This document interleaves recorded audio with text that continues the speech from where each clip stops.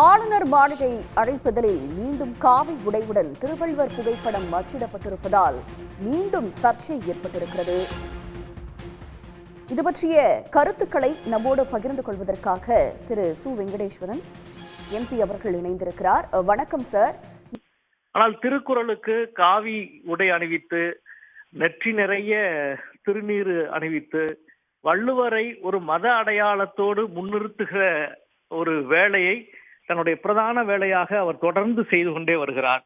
இது வள்ளுவத்தை, தமிழ் சமூகத்தை, வள்ளுவம் போதித்த அறத்தை தொடர்ந்து தமிழ் மக்கள் மத்தியில் அதற்கு எதிராக நிலைநிறுத்துகிற ஒரு வேலை.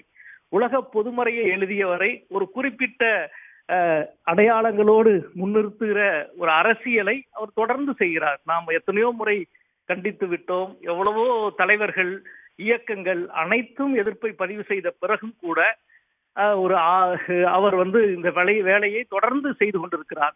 தமிழ் சமூகத்தை புண்படுத்துகிற வேலையை, வள்ளுவத்தை அவமதிக்கிற வேலையை அவர் செய்து கொண்டிருக்கிறார் என்று நான் நினைக்கிறேன்.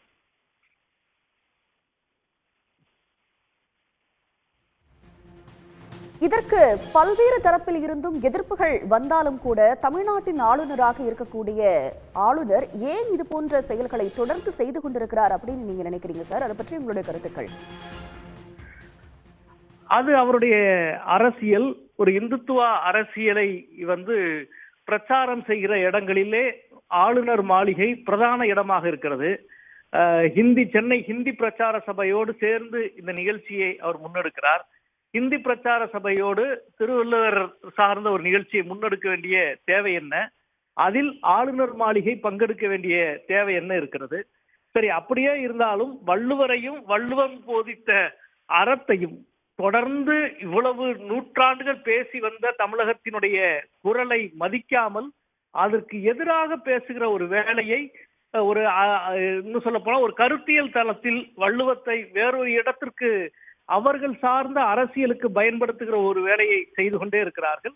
அது நிச்சயமாக அவருக்கு எதிராகத்தான் முடியும். வள்ளுவம் பேசுகிற அறமும் வள்ளுவம் பேசுகிற வாழ்வியல் முறையும் இவர்கள் போதிக்கிற வெறுப்பு அரசியலுக்கு எதிரான ஒன்று. அறத்தை போதிக்கிற ஒரு விஷயம், மனிதன் எவ்வளவு ஒழுக்கமாக, நேர்மையாக, அறவழிப்பட்ட மனிதனாக, சமூகத்துக்கு பயன்படுகிற மனிதனாக, அன்பு வயப்பட்ட மனிதனாக இருக்க வேண்டும் என்று போதிக்கிற வள்ளுவத்தை இதற்கு நேர் எதிராக மதத்தின் பெயரால், சாதியின் பெயரால் வெறுப்பை உருவாக்குகிற, பகைமையை உருவாக்குகிற ஒரு அரசியலை முன்னெடுக்கிற மனிதர்கள் பயன்படுத்தினால் அவர்களுக்கு எதிராகத்தான் அது போய் முடியும்.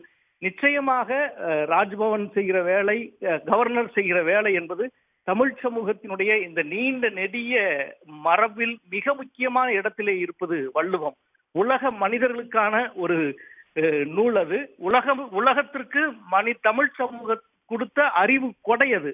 அதற்கு மதச்சாயம் பூசுவது என்பதும் தன்னுடைய அரசியலுக்கு அதை பயன்படுத்துகிற ஒரு வேலையை தொடர்ந்து செய்வது என்பதும் ஏற்றுக்கொள்ளவே முடியாது. வலிமையான கண்டனத்தை மீண்டும் மீண்டும் நாம் பதிவு செய்வோம்.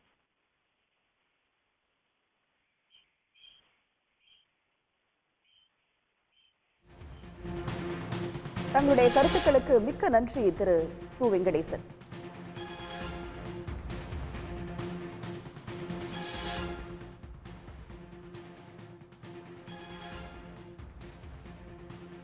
பல்வேறு அமைப்புகளின் கடும் எதிர்ப்பை அடுத்து காவி உடையுடன் பதிவிட்ட வள்ளுவர் படத்தை ஆளுநர் மாளிகை நீக்கியது. வள்ளுவரின் அதிகாரப்பூர்வ படத்தை அரசு வெளியிட்டிருக்கும் நிலையில் ஆளுநர் மாளிகை காவி நிற வள்ளுவரை அச்சிட்டிருப்பது பெரும் சர்ச்சையை ஏற்படுத்தியிருப்பதும் குறிப்பிடத்தக்கது. இதற்கு பல்வேறு கட்சிகள் சார்பாகவும் கண்டனம் வலுத்து வருவது குறிப்பிடத்தக்கது.